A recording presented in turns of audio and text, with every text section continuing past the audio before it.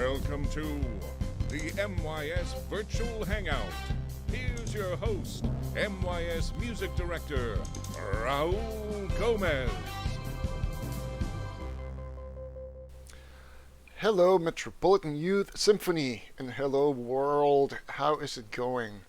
It's a beautiful, beautiful Thursday afternoon in Portland, Oregon, and I am broadcasting from Lent in Southeast Portland, Oregon. We moved here about a year and a half ago, and it's a great neighborhood. It's a great place to be. I have two windows here in my home studio, which allow me just to look out and look at the big trees. And yesterday there was just a gorgeous sunset that I was able to see through my window. And while I'm sitting here, and as I was getting ready to start this program, there are there's several people who are regular viewers of this show, but two people who are always there and they're always watching are the two, well, really three most important women in my life. There's Sarah, my wife, and she always watches, and she sometimes, generally around this time, Alma, our daughter, wakes up from her nap. So when she wakes up in time, she watches too. And then there's my own mom in Costa Rica. She always watches. And can we just take a moment to appreciate our mothers and all mothers out there? And I owe everything to my parents, to my family, and I'm so thankful, and I'm so touched by the fact that even though we're far away, she's in Costa Rica, I'm here in Portland. She's always watching. She and my father are always supporting me, and my sister Andrea, who lives in Miami with her own kids, twins David and Jackie, who are going to be 5 years old very soon. And then there's here at home, there's Alma, who turned 1 year old just a couple of weeks ago, and my wife and her mom Sarah, who's just the best mom, and we're both so in love with Alma, and she's so wonderful. But I just thought of that as I was getting ready to stream, and I saw that both Sarah and my mom are watching, and there's nothing like the love of a mother. And I'm very thankful to have my mom and have my daughter's mom and my wife Sarah as big supporters. And also Sarah has great feedback for me very often. She's a fantastic actor, theater, film, and she always has great feedback and great ideas. So in any case, that just came to me as I was getting ready to start. And a little later, we're going to have Jennifer Arnold joining the show. Jen and I have known each other for a long, long time. We met as I was a violinist and Jennifer was a violist with the Orchestra of the Americas, which back then was called the Youth Orchestra of the Americas. And before we bring Jen into the stream, I wanted to take a moment to talk about this organization. The Orchestra of the Americas, it's impossible to overstate how much my life has been shaped by this organization and how much I owe to the Orchestra of the Americas. This is an international orchestra made up of young musicians from the entire American continent, all the way, from the top of Canada all the way to Patagonia, Argentina, Chile. This orchestra brings together extremely talented young musicians from the entire hemisphere. And I had the privilege to be a violinist with this orchestra during their very first summer tour. The orchestra itself. The core program of the orchestra is a summer orchestra that every year they meet in a different part of the world for a rehearsal residency with some of the most incredible musicians in the world as coaches from some of the best orchestras in the world. They go in, they work with the orchestra for a couple of weeks in a rehearsal residency with incredible conductors and soloists. I mean, Carlos Miguel Prieto, who's music director, and also soloists like Gutia Capuzon and Gabriela Montero and Gil Shaham, and I mean, Yo-Yo Ma, you name it. So I won the audition to be one of several Costa Rican representatives to play with this orchestra. This was back in 2002, right after high school. And I mean, the whole thing sounded really cool. I mean, right? They give all musicians basically a full scholarship. So they even pay for a plane ticket to get to wherever the orchestra is meeting. You don't have to spend any money to audition and to participate if you get selected. Of course, it's super competitive. You have thousands of musicians from the entire continent auditioning to be part of this orchestra. So I got the incredible news in 2002 that I had been selected, and the soloist for the summer included Yo-Yo Ma, and conductors included Gustavo Dudamel, who at the time was in his, I guess, very early 20s, and this was just maybe 4 or 5 years before he won the Mahler conducting competition, and then his career took off. So in any case, it sounded really cool, and I was very excited to do it. And I went. The residency was in Boston at the New England Conservatory, and then we went on like a 6 or 7 week long tour of the entire American continent. And I just had no idea. I just had no clue what a gigantic presence this organization was going to have for the rest of my life and my career. I ended up touring with this orchestra for 5 summers, from 2002 to 2006. And over the course of those 5 summers, I met some of my best friends in the world from so many different countries. And it's been so cool because at the same time that this was happening, those 5 years, social media also started to be a thing. And for this whole time, many of us have stayed connected from all of these different countries, and we've all sort of like gone through a similar stages in our careers, right? We all, we were in like similar age groups, so we're all going through college, through grad school, and then through our first few jobs together. And some of my friends that I met at the Orchestra of the Americas are, orchestral players or principal players with some of the best orchestras in the world. Some are conductors, some are composers, some have gone into other related fields like music administration, advocacy. In the case of Jennifer, that I'm going to be speaking with very, very soon, she's now the director of artistic planning and orchestral operations for the Richmond Symphony. She's also a fantastic violist and was a musician with the Oregon Symphony, as many of you know. In any case, I played with this orchestra for 5 summers. Then for a few years I did other summer festivals, and then in 2013 I got a call from Mark Gillespie, who's the creative and general manager of the orchestra, and I joined the team, the artistic team, as artistic producer for the orchestra, and also part of what I did with them was act as an assistant conductor.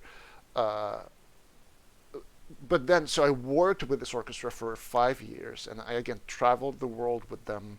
I met a whole bunch of new people, and a lot of what I believe in, and a lot of what I personally bring into my music making and into my work as a conductor and as an artistic leader, comes from my years with the Orchestra of the Americas.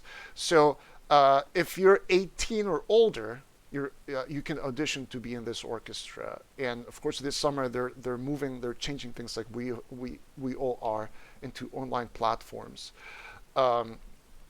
But check them out. Go. You can Google them, Orchestra of the Americas, or go to their website, orchestraoftheamericas.org, and learn about this incredible organization, and the orchestra has won all kinds of awards, Latin Grammy, and they're doing really great work regarding the response from musicians all over the hemisphere to COVID-19 and everything that's that this situation is creating. So go check them out, orchestraoftheamericas.org. I am forever in debt to this organization and everything that it represents. And again, many of my friends now I met through this orchestra. 25 plus countries represented, 5,000 plus registered to apply, 80 are invited to participate. So let's go ahead and let me bring Jen into the call. And she's going to call me on Skype. Because earlier, that's the only way it worked. But here we go. And she should be calling in very soon. Okay, there she is.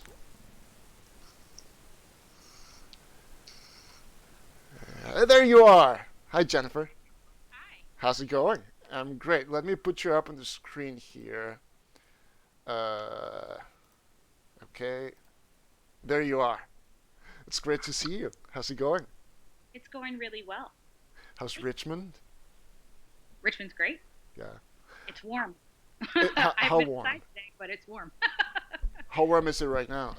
Not sure. That's a great question. Like t-shirt and like shorts type Yeah. weather? Mm-hmm. Yeah, I think t-shirt for sure. Yeah. I went out last night for a walk and it was really, really nice. Awesome. Well, before you called, oh, by the way, you probably cannot see me, can you? I cannot. Okay. I believe that's gonna be the way this goes for the time being. So I apologize, but we can see you, we can hear you, and you look great and you sound great. I was happy to get stuff. Actually, let me try something real quick. And if it's sort of just too much, I'll stop it. But here's like you, and there's a little me maybe that you can see now. I like that. Okay, cool. So right before we brought you in, I was telling everybody about the Orchestra of the Americas, and Okay. that's how you and I met. Yeah. And do you remember how long ago this was? 2003. That's I right. can't forget something that changed my life. Well, that's exactly what I was saying. That, Mhm. you know, I played with this orchestra for 5 years, and then a few years after that, I worked with them for 5 years, and the Right. impact that the organization has had in my life and my career really cannot be overstated. Yeah, it changed my life. In what ways did it affect you? So many different ways. It was the first time I had been out of the country, besides Canada. It was the first time I had been, that far away, in a mainly Spanish-speaking environment. It was the first time I rehearsed in Spanish because that year there were very few people from the United States, so it was pretty much all Spanish speakers, and it was incredible. It was the first time I really fell in love with someone. It was just a lot. I mean, we had a private plane. You remember that? It's crazy. We had a charter plane with We had a chartered plane. Planet Airlines or Planet Airways. It was amazing. We flew up and down all the continent. I mean, all over South and Central America. The tour made no sense, but it was amazing. Do you think you can recount the countries we visited? Of course, that yeah. year? We went to Mexico. We started in Costa Rica. That's right. Yeah. We started in Costa Rica. We went to Mexico. We went to Peru. We went to Argentina, Uruguay, Brazil. Let me think. Venezuela, Ecuador. Yeah. For me, so there was one tour before that in 2002, and I was in that tour too. So, in my brain, those two kind of blend together. Oh, okay. But they were kind of similar. I mean, we went to many of the same countries, and it was Yeah. just really epic. It was incredible. Do you remember any of the music we played? Yeah. I remember we played, of course, those programs were insane. It was Don Juan till, not Don Juan, sorry. It was Don Juan. It was Till. It was Rachmaninoff Piano Concerto No. 2. It was, I believe, La Noche de los Mayas. Was it that year, or maybe it was Dance of I the Galan? think so. I can't remember. It's one of the two. It was. Gosh, there was a lot of rep that Daphnis and summer. Chloe is suit number two. Yeah. Oh, sorry, my phone is still on. Yeah, it's okay. Aunt Sarah, Variations Concertantes. Yes. What else? I mean, there was just so much. Who were the soloists that year? It was a pianist. And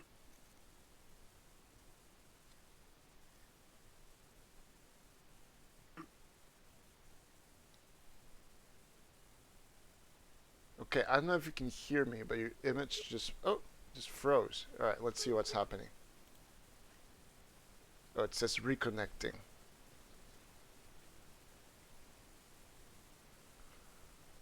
Okay, it's trying. I'm crossing fingers. Well, I guess while this fixes itself, I will continue telling everybody that yes, we traveled everywhere. We played just all kinds of. Oh, are you back? There you are. Hello? Okay, so we might have to. Let me text Jen, and maybe she'll have to call me back. Okay. I'm gonna text her. Call me back.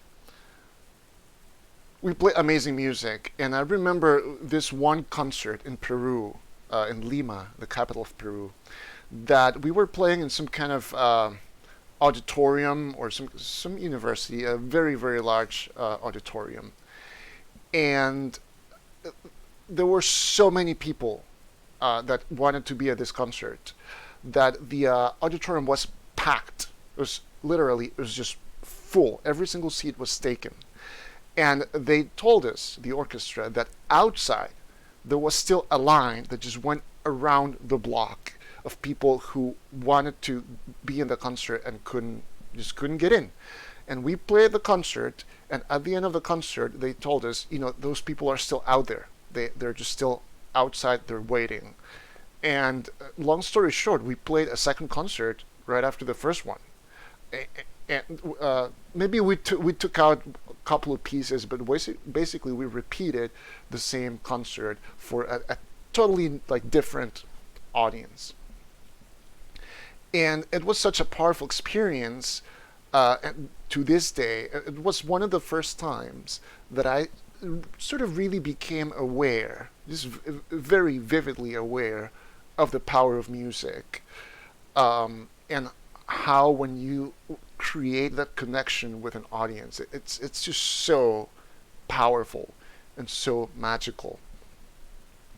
And after that, we just kept going and playing concerts all over the American continent. It was really a life-changing experience. Let's see. Okay, so I'm still waiting for Jen to call back. Hopefully she'll be able to join back into the call. And of course, there wasn't only the music making, at a really high level. I mean, this was at this time in my life. This was my first year of college. I was practicing a lot, and I of course took it very seriously, and I always loved violin. I always loved music, but at this point in my my artistic growth, I was very much focusing on my violin playing, and so imagine that there's being on tour and playing with all of these amazing young musicians from all over the place. Programs that included Don Juan and Tilman Spiegel back to back, and then Ravel's Daphnis and Chloe number 2 in the same concert with Gustavo Dudamel also conducting some of the concerts. It was really an amazing experience from a musical point of view. But then think about this. We're traveling for 5, 6, 7 weeks, and it's a group of people from 25 different countries, 3, 4 languages. There's Jen.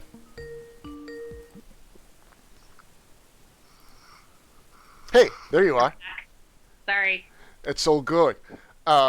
But I was basically, I just kept talking about what we're talking about, and I was just saying that in addition to just playing all that amazing music, you're Mhm. traveling with people from 25 different countries for 6 or 7 Right. weeks.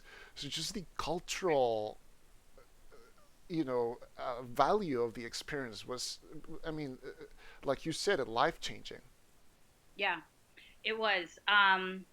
Yeah, it just, I mean, I got to experience all those different countries, meet those different people, of course, experience different foods, the drinks of the country. I mean, every embassy, I mean, we had a after concert hang at every embassy. Yeah. And after that, we had, some hangs. I learned to salsa. Um, and I mean, I fell in love with the Latin culture and the music. Yeah.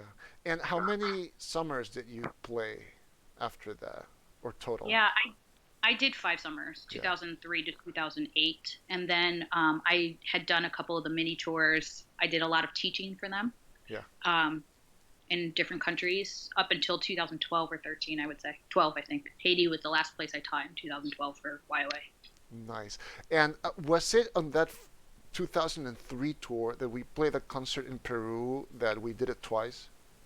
Yes, Yeah. yeah. So I'll never forget that. I mean, that concert when we arrived. I don't know if you remember. Do you remember how people were around the block Yeah. and down the street Yeah. waiting to get in, and it was full, and I just remember it was kind of a long day. We were already tired. We had traveled, and we were like, or something like that. Oh no, I know what it was. We had cold showers. Do you remember where we stayed? I remember now. But yeah, it was just a long day, and we had a dress rehearsal, a sound check, and we played this concert, and people were still out there, Yeah. waiting for us, waiting to get in, and we played another concert. Then, I mean, it was just amazing. The appreciation for classical music, um, the love for music in general. Uh, a highlight for me was when we would at the end play Tico Tico, of course, Yes. the highlight, Yeah. and we would dance, and it was just different. It was a different classical experience. Um, And for me.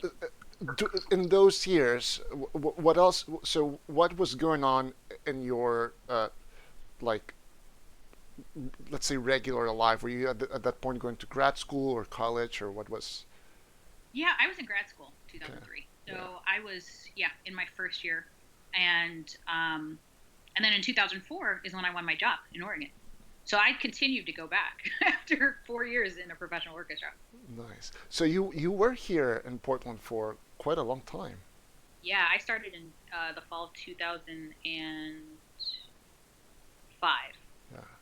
Okay. Now, before we talk about your time here in Portland, let's go way back, because most of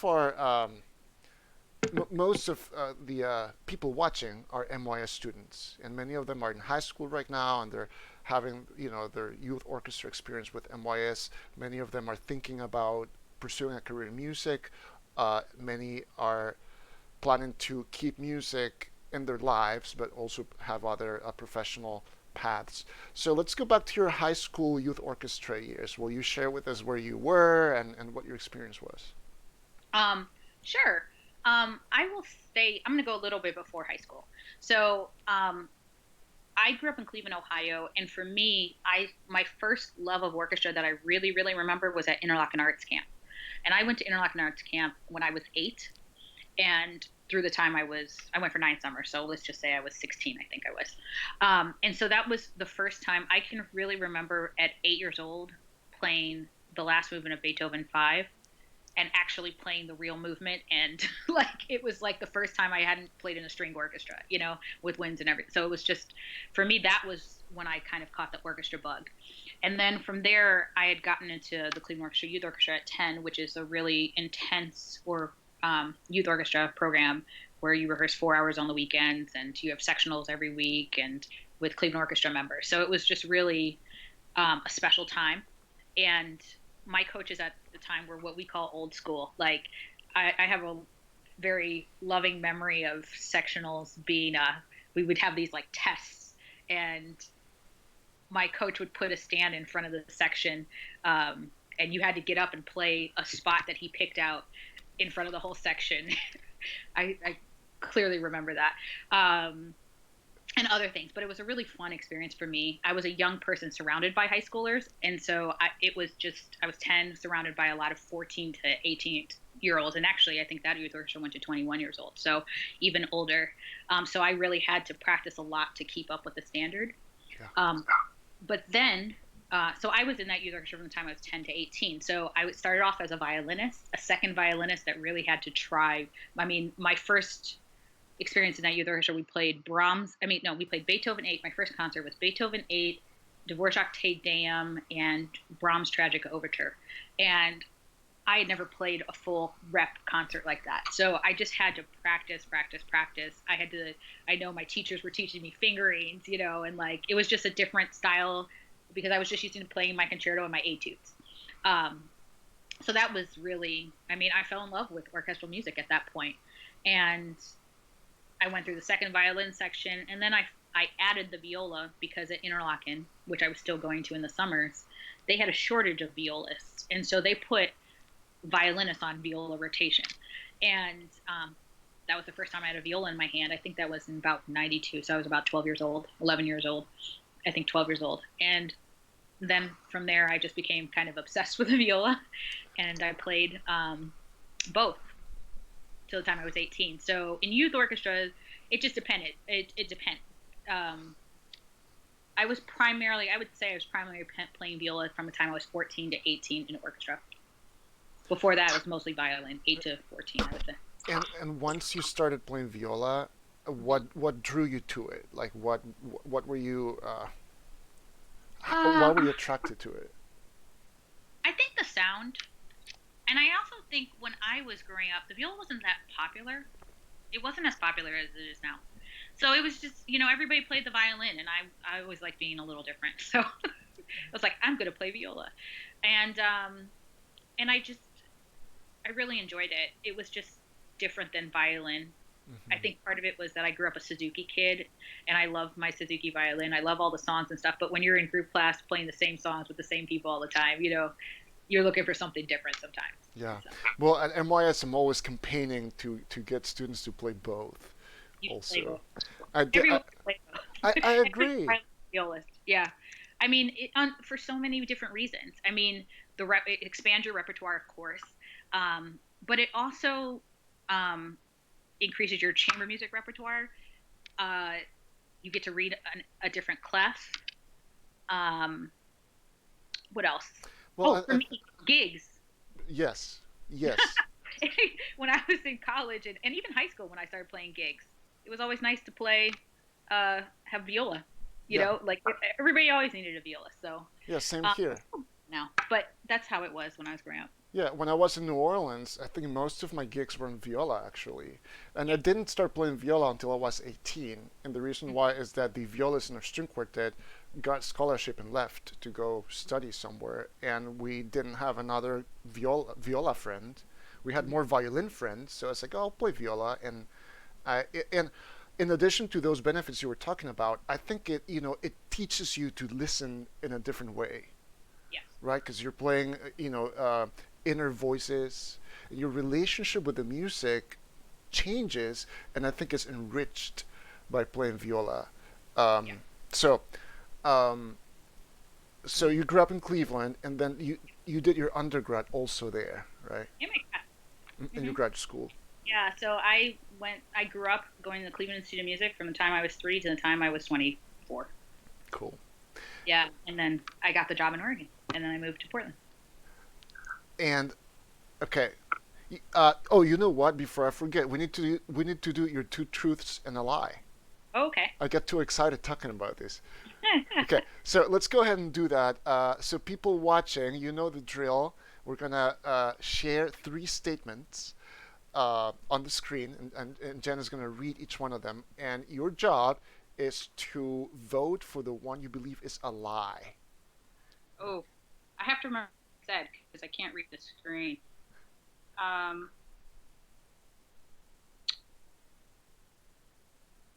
Do you happen to have them? Yeah, well, I'll just read them. Can Can you read them? Thank you. Yeah, yeah. Sorry. Okay, so no problem. Let's go. Okay, so here we go. This is Jennifer Arnold's Two Truths and a Lie. Statement A, up on the screen now. Jen hikes once a week. All right, so that's A. Statement B. Jen says, I can only tie my shoes by using, quote, bunny ears, end quote. Statement 3, I played French horn. And now you didn't tell me which one of these is a lie, and I haven't made up my mind quite yet. So, but they're on the screen. And by the way, Jen, I'll share with you that Charles Noble is watching. Well, then he'll know the answer. Oh, is that right? Okay, well. Don't give it away, Charles. And one of her students, Jessica, says that she loves your artwork on the wall behind you. Ah, So yeah. will you talk about those real quick? I don't understand. Oh, sure. What? They're 3 colorful paintings I got from Ross. I love Ross for art. Okay, yeah, they're so the 3 came as a set. No, separate, but they're. Really? Ross has the most affordable apartment art I think, Cool. and it's like colorful. I love it. There you have it. Shout out to Ross. Yeah, shout out to Ross. Okay, and a few people are voting, but let's go back to your journey here. So you went through grad school were your degrees in viola performance? Yes. Okay, and then did you take a bunch of auditions and you ended up getting this one? What was that process like for you? Sure. The Oregon process or the audition process in general? Well, both. Okay. The process ending with you getting the job with the Oregon Symphony. Okay. So I like to talk about my process because it's just I think audition processes are very, very personal. And I had something called the fear, and that's what really got me my job, I think. I went at CIM in my studio. Most people were getting jobs at 21, which is not necessarily industry standard, but that's what I was surrounded by. So I was like, oh my gosh, I'm a late bloomer. I haven't gotten my job by the time I was 21. Now that I'm older, I realize, wait, that's absolutely crazy. My studio was crazy. But then it just seemed like there was a lot of like, if you don't get your job by your 21, you're doomed. But I got my job at a little older, 24. But that's because I had the fear. My teacher put the fear like in me my last year in college. He was like, Jen, you don't want to be my first student that doesn't get a job at an orchestra. And I was like, wait, what? I'll practice more. I'm so sorry. Pressure. Oh my God. Pressure. I know. He meant it in a wonderful, loving way. He's a wonderful teacher. I love that man. But it was just like, yeah, I was just, I enjoyed college a lot. I'm just going to say that. I enjoyed college a lot. And I practiced, but I probably didn't put in the 8 hours a day like I should have to get a job the way I wanted to or should have. So I started doing that. I started practicing a ton. I would say around November, December of my last year in college. And I just, used the metronome. I lived with the metronome and the tuner. And that's what I did, and did a lot of playing, mock auditions for friends, things like that. And we had studio class. And then I started taking auditions. I think Oregon was my 6th audition I took, and then I won that one, or 7th maybe. And the process in Oregon was really fair, and it was really well run, and nothing was strange about it. It was wonderful. It was like 3 rounds, as standard as you come and as fair as you come, I thought. So I had my prelims, played my prelim. The repertoire, I don't remember, but it's probably concerto and 5 excerpts. And then, I did the waiting room dance, and you wait and wait, and then they tell you advance or if you go home. And then I played my semifinals, I think, the next day. And I do remember that was a Bach round because I like the way I play Bach. So that Bach was, I thought, it was really well played. And then played more excerpts. And then I did, you wait around and they eliminate more people. And then I made the finals. And so I think later that day was the finals. We played the final round. And I don't know if this was in the finals or in the super finals, because they ended up actually cutting. There were 8 of us in the finals, and they cut to no, I think they cut to 4 of us for the super finals, or 5 of us or something. But what I remember the most about it was I had to play Shostakovich Fifth Symphony, the big viola soli, the really high. Yeah. And my teacher had always said, Jen, you have to be able to play it like 10 times in a row, because you just never know when someone's going to ask you to do that. And I remember thinking when I was young, like, who's going to ask you to do that in an audition? Well, Oregon did. Joel Belgique did. He made me play, I think, like 6 or 7 times. I think he was trying to get a bigger sound from me, because that excerpt, you can tighten up a little bit, and you're so worried about hitting the high notes that you don't think about the fact that this, one, is the melody, 2, that it needs to have a beautiful sound. So I think I was probably a little too tense, and I was just too worried about the note. And he was trying to get me to use more bow. That's what he kept saying: more bow, use more volume. And so it took me like 6 or 7 times. But the good thing is, when they ask you to do it that many times, it means they like your playing. They want you to change, and they want you to do it. It's encouraging. So eventually I got there, I hope, because they hired me. But it was one of those experiences where I literally could hear my teacher being like, see, I told you so. I mean, that's amazing. And all that training and mentorship paid off, obviously. And by the way, Charles says you played an amazing audition on the comments. And when did the curtain come off? Finals. For the round of 8? Yeah, okay. The round of 8. Now, before you are going to share a video with us, a performance of yourself in a string quintet. But before we go there,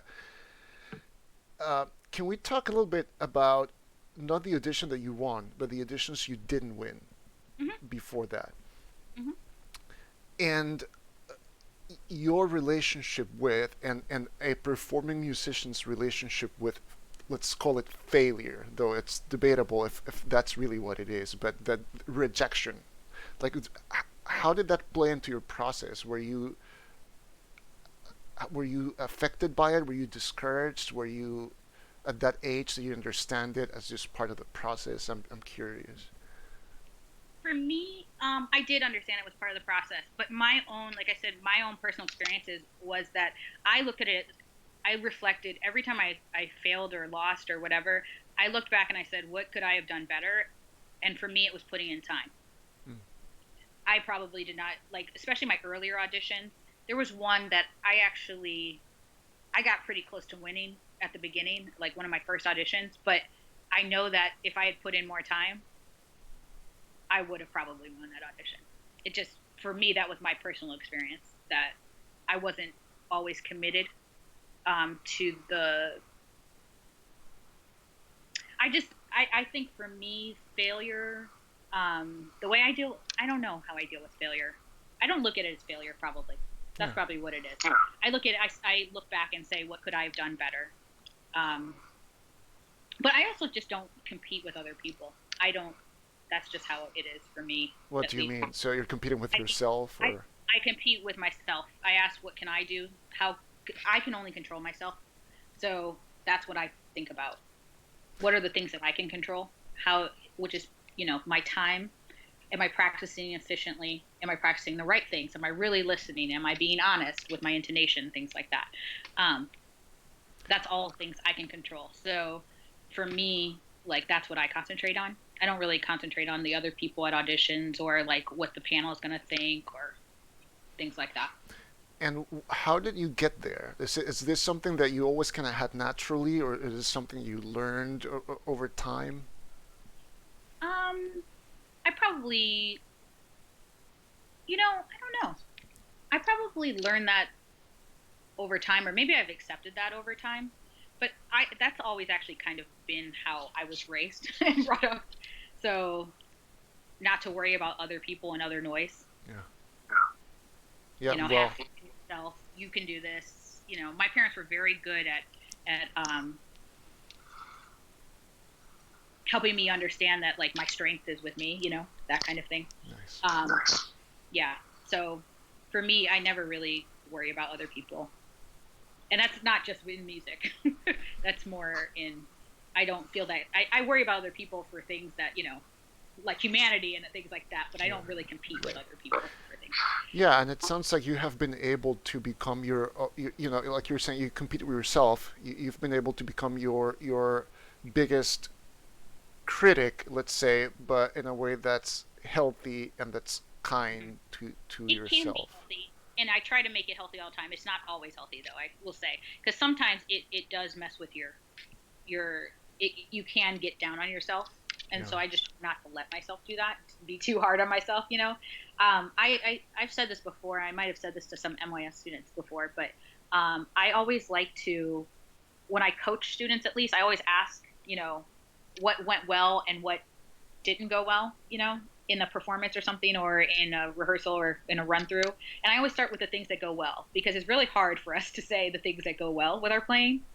And it's very easy to criticize because that's what we're taught, listening to, what didn't go right, but or what do I need to fix? But often we don't praise ourselves about what does go well with our playing. So Charles would know this, but I've been known to say backstage at the Oregon Symphony, like, man, I really played well today. Or like, my vibrato was amazing tonight, which to some people might be like, that's crazy, that's off-putting. But to me, like, it just goes to show, like, I chose to do this. I like playing, and I like when I play well, honestly, like it's fun, so I don't think there's anything wrong with being like, yeah, like my slide was like the best slide of my life today, or I used this crazy fingering and I nailed it. So Feels good. And yeah, I think it's very important to recognize and celebrate that. Yeah, I think so too. I mean, yeah. Yeah. Okay, so Jennifer, let's introduce this video we're about to watch. So will you tell us what it is we're going to hear and who is playing it? Okay, so this work is by Jessica Meyer, and she's a violist. And it's from a piece called Get Into the Now that was written for Public Quartet, which is based in New York. And my friend Janina Norpoth is one of the violinists of Public Quartet, and she is the first violinist in this video. She is on the faculty with me at the Sphinx Performance Academy, and this performance is at the Cleveland Institute of Music, actually. That's right. So this was last summer, and the movement is Go Big or Go Home. And what it is, we were looking for a piece because the violin faculty, it's not just one string quartet. The violins kind of rotate in and out. So we were looking for a piece for 3 violins, a viola, and a cello, so that we could all play together. And Jessica had added a violin part for that piece just for another concert series that Janina's quartet had played in. So that's what this is. It's my friends Janina Norpoth, Sami Merdinian, Kyle Lombard, and Marianne Ramos on cello. And that's our little faculty ending performance at the Sphinx Performance Academy last summer. Cool. Okay, so we're going to watch that now. And Jennifer, if you're able to mute your mic, that'd be great. I'll do the same with my mic. And while we listen to this, I should be able to turn on my other webcam so you can actually see me. Okay, so here we go, everybody. Enjoy.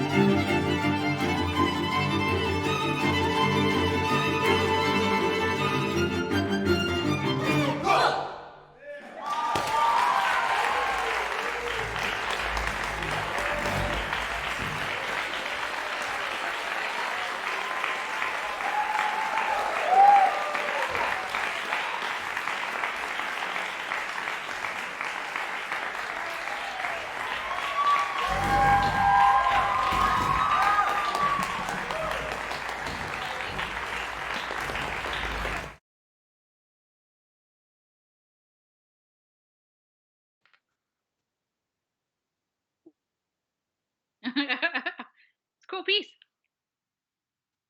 Yeah, we were. Fun.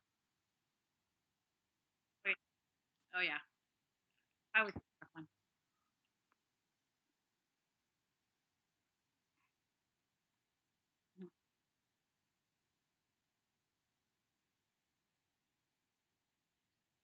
Okay.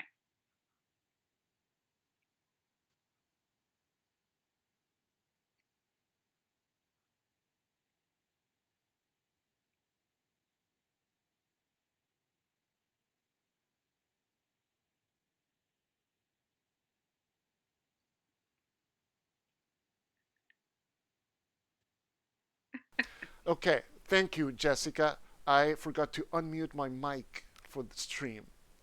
Ah, So, anyways, thank you for letting me know, folks, on the comments. I was just telling Jen that it was super fun, and there was real chemistry on stage right there. And yes, it was amazing. And then I was just saying, let's do the reveal of the two truths and a lie from Jen. So if you have not voted, now is the time. Statement A is I hike once a week. Statement B is I can only tie my shoes using bunny ears. Statement C, I played French horns. So while we give people just a couple of moments to vote if they haven't voted yet, I will tell you that so far there's a bit of there's a trend here in voting. Okay, but I won't tell you, Jen, so I don't get a reaction from you. But will you please start by revealing one of your truths? I can only tie my shoes bunny ears. Okay, so that means that you I do can only both. do that. I can't do the tie around, pull through. I could never learn that. Did you ever like learn it and then you forgot it and no, No, just I never understood it. well, you have a system and it works, right? So Yeah, I wear heels mostly, so it doesn't affect me. yeah, But yeah, you know, so nothing wrong with that. yeah. You know, I only know one way of tying my tie, and it's wrong. Like it's a I don't know if I like taught myself how to do it when I was a kid or what, but I've tried to learn the right way and the different knots, and I just forget. Yeah. So I'm with you. I feel you.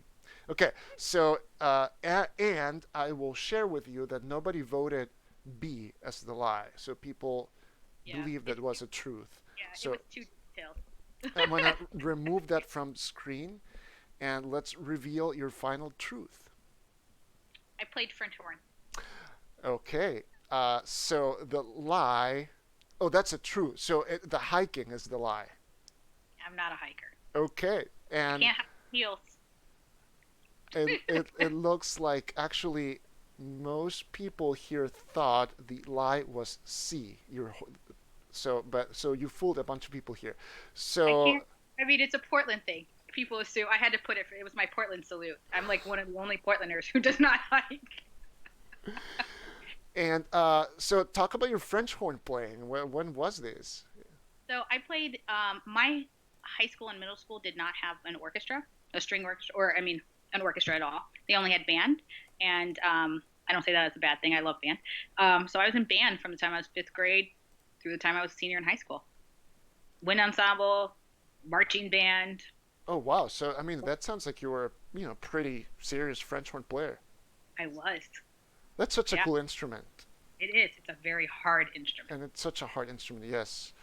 Um, I well, one of our students here, and probably more than just, but Jessica, who's watching, is she plays violin with one MYS ensemble, and she plays trumpet with symphony orchestra. Yeah. And I have a lot of admiration for people who can play instruments from different families like that. And I started learning the trumpet a few years ago, and I'm really not like I can really play much, but it did teach me something about breathing Yeah, and to for sure. bring that into my violin playing. Hmm. Um, so, okay, so French horn. Awesome. Yeah. And the lie is the hike. The hike. Nope. Okay. Okay. Now, before we go into a couple of last little segments, uh, the piece we heard by Jessica Meyer was played by Sphinx faculty. Yeah. Will you talk about Sphinx for those Mm-hmm. of us who are not familiar? Okay. So the Sphinx organization as a whole is an organization that works to promote, I would say, well, now they changed their mission, I think, but it's transforming lives through the arts, but it's for people of color, black and brown, mostly majority, and to create opportunities for those people. And it started with a competition actually in 1998 that I was in, the very first competition, and it's grown into this whole organization of very far-reaching things in the industry. So they have something called the Sphinx Virtuosi, and I think they were in Portland a couple years ago. Sphinx Virtuosi, which is a chamber orchestra, a string chamber orchestra. They have a summer camp for strings, which is where I teach, 8 string quartets at 2 different camps, one at Curtis and one at Cleveland Student Music, and then they have a solo camp at Juilliard. They have just all kinds of programs. They have a huge music convention, an arts convention that happens in Detroit every year, open to everyone. It's a great way for young people your age to come. They even have a fellowship that they will fly you there and put you in a hotel with a lot of young people, and you can network and meet people of color in the arts. And it's about creating networks. It's not really about isolating and separating. It's about inclusion. And yeah, but they have a ton of programs. And it's also been one of the things I participated in that changed my life. Sphinx, actually, the competition that I auditioned for and was a semifinalist in, gave me a full scholarship to YOA in 2003. That was one of my prizes. So that sent me to YOA. Nice. Yeah. Cool. And then the other thing I wanted to ask you about is your job. Your current job with the Richmond Symphony is Director of Artistic Planning and Orchestral Operations. So, will you talk about how you ended up pursuing work in this particular field within the industry, and how long have you had an interest in this, and what drew you to pursue it? Mm-hmm. So also from a young age, I also not only was I a musician, but I was always interested in some sort of leadership role. So I was always the student government kid. Okay. Student government from the time there was start 2nd grade or 3rd grade till I was senior class president or vice president, excuse me, senior class vice president. And I was really interested in those kind of roles everywhere I went. I like organizing. I like managing and leading. So I've just took those experiences from my childhood and did those as well in college at CIM.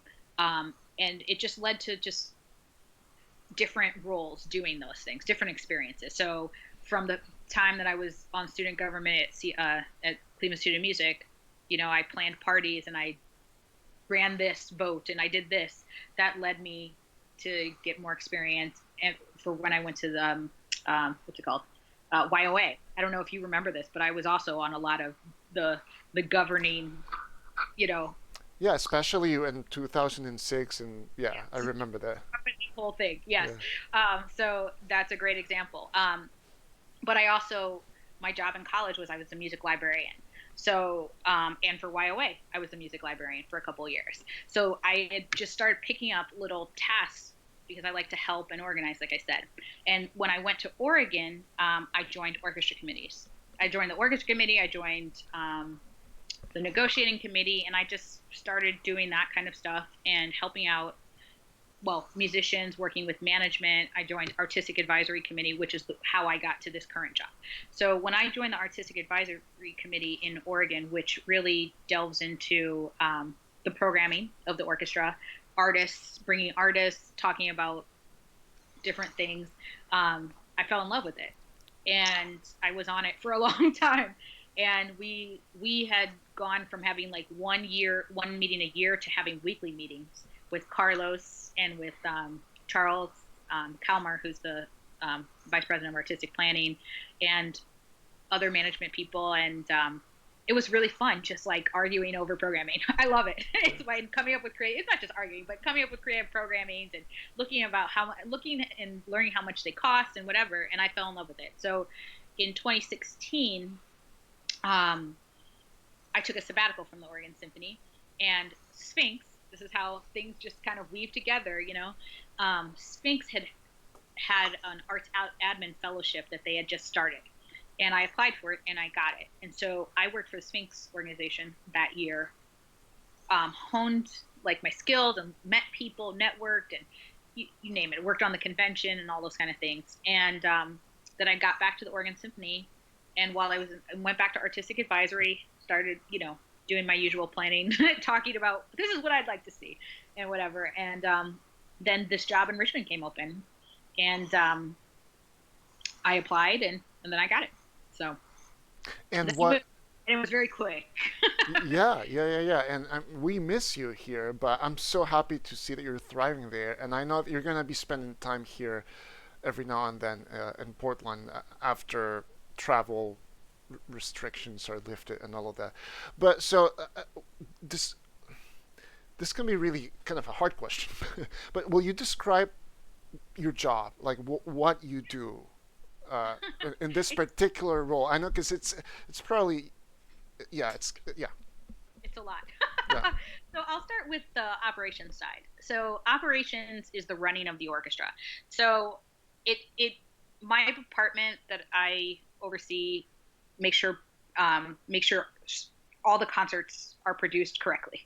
So that goes from chairs on stage to lighting in the hall to making sure artists are where they're supposed to be when they need to be, to hiring the artists, to scheduling. I spent a lot of time on schedules, orchestra schedules, artist schedules, hall schedules, building schedules, those kind of things, and coordination. And then the artistic planning part, which is my true passion, which is planning programs and hiring artists, hiring conductors, discussing with the music director series. And I'm really into project-based programming. I love the Brahms and I love the Beethovens and all the things. I love all those.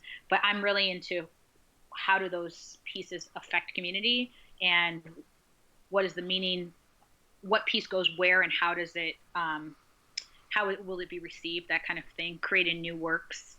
That. And I'm really big on promoting artists of color. So that's one of my other big passions, which is why I got into it. Cool. And who's on your team? Because this is really two big areas. So there's the artistic planning, and then there's operations. Do you have distinct teams for each of those halves, or? All one team, because my orchestra, the Richmond Symphony, is a $6 million orchestra, so it's a smaller staffed orchestra in comparison to the Oregon Symphony, which I think is about $21 million orchestra, budgeted orchestra, I should say. So we have a much smaller staff. So my department we do everything. So I have a personnel manager. Oh, by the way, I was also personnel manager briefly in the Oregon Symphony, so that also helped my skills. So as we have a personnel manager. I have a music librarian, of course, 2 stage and production people, and then an operations manager who works with me more on the contracting artist side. So making sure we're talking with artist managers and making sure we pick up artists from the airport and those kind of things. So, and my job has no hours. It means it's a 24-hour job. Yeah. That's what I say. Yeah. My phone is always on. So. Yeah. And do you miss playing? Because you didn't get to play much. Yeah. I do miss playing, but I also played all the way through August. So, and because I kept a really, really busy schedule, it was okay for me not to play for a little bit, to take a little break. But I have to start playing. Granted, none of us know what's happening this summer, but I'm supposed to teach at Sphinx again, and I'm supposed to play another faculty recital. So I need to start practicing. I actually just bought a bunch of etudes because I left my etudes in Cleveland, my mom's house. So I bought the Schradiaks, the Sefcheks, the Kreutzers, and everything, so that I can start getting back in shape. Yeah, and you know what? I want to ask you about this in a few months because, Right. like, I'm curious when you go back to an etude book and you start Right. like practicing those etudes again, the type of notes and the type of things that you say you might write on the page, and then go back and compare to what you wrote on the page when you were like in Oh, college. young That's or in college. Well, yeah. I mean, I don't write much in music anymore, actually. oh yeah, But when I was younger, of course, I wrote colors and sharps and flats and whatever, and little messages, inspirational things, or just like tune, like um, now actually I only really write sharps, or I have actually my biggest issue now is like I forget key signatures. I just can't remember. I don't know if it's old age or what. I can't remember. Like I was like, what key was I in? So I do have to write some accidentals. I yeah. don't really write fingerings anymore because I believe I like to try different fingerings. You know who inspired me to do that? Brian Quincy. He Oh, loves to, he never writes fingerings in, and he always uses different fingerings. And I really love that, just being flexible and fresh. yeah. And then I also, I write arrows, high and low, just in case. Um, just in case, if I always say to myself, if I play something out of tune more than 3 times, like I'll write it, like, an arrow to say, this needs to always be higher, and then I'll practice it, that kind of thing. But I Cool. don't really write much in my music anymore. Well, I'm excited for you to embark on that project, and as we go into the summer and as we navigate all of these unprecedented situations caused by the pandemic, that and one thing that in my job now, of course, now I'm not conducting anything. I have my instruments here at home, and I've played some, but most of my work currently is planning and managing and trying to create along with my team content and things for the MYS community to stick together and to continue sharing music. But it always feels so good to go back, in my case, to my first love, the violin, right, and just to spend time doing that. So I'm excited for you to do that. And Jen, we're out of time, so I just It want went so to fast. I just want to thank you for, and I know you're busy right now. Thank you for spending time with us, and thank you for sharing with our students and our community. It's so great to see you, and I hope that you're able to come to Portland sometime this summer, and we'll hang out in person. Yeah, for sure. Can I end with one thing? Yeah, yeah, please. Okay, I just want to say to all the young people out there, this is the time to, if you have the time, watch videos of some of the legends of your instrument. That's what I would say, especially if you're a string player. But even, wind players, there's plenty of videos out there. That's what I would spend some time, like even if you don't want to practice or whatever, do that because there's just so many great things on YouTube to watch. I mean, that's what I want to do every day. I want to watch the legends, and get inspired. So that's what I would say. I'll Awesome. leave. Thank you. Yeah, and access is sort of unprecedented too with Yeah. everything that we have online. Yeah. Yeah, exactly. So Well, thank you, Jen, and I cannot wait to see you in person. And you need to meet Alma, my daughter, too. I know. I know. Yeah, yeah. So hopefully soon. Yeah. Okay. Bye. Thanks. Another super inspiring person, you guys, Jennifer Arnold. Um, and it's so cool. Again, what I was saying at the beginning of the show, Jen is a good friend, and we met through the Orchestra of the Americas, and I love staying in touch with so many of these amazing people that I've met over the years through this amazing organization. Feels good to connect and to just be in touch. So tomorrow morning, everybody, 11 a.m., Johannes Moser is going to be on the show from Germany. Incredible international soloist who also has a really strong online presence. He's been using social media to share his music since we're all in quarantine. So I'm super excited to talk to him tomorrow. Special morning edition at 11 a.m. And then next week, amazing lineup. We have Raquel Rocky Rodriguez, who is a midfielder for the Portland Thorns. We're going to be speaking with her. She's Costa Rican, and there's a lot that professional athletes do that musicians also do in some ways. So I'm excited to talk with her about those intersections. Then we have Kevin Lefon, MYS conductor, an amazing violinist, teacher, entrepreneur. He's great. And he was on the show briefly last week talking about his online classes, and I look forward to spending more time with him, just chatting and getting to know him a little better. Friday, April 17, Suzanne Nance, President and CEO of All Classical Portland, is going to be on the show. And I love All Classical. I don't know about you guys. We listen to it all the time. There's nothing else playing on my car radio when I drive. Not that I've been doing much driving recently, but All Classical, since I came to Portland, has been a permanent presence in my life, and they're so great. So I'm super excited that Suzanne is going to be talking with us. That's it for today. Thank you again to Jennifer Arnold. Thank you to all of you for watching, and stay safe, healthy, and practice. I'll talk to you tomorrow morning at 11 a.m. with Johannes Moser. Take care. And let's play you out with a little music by, let's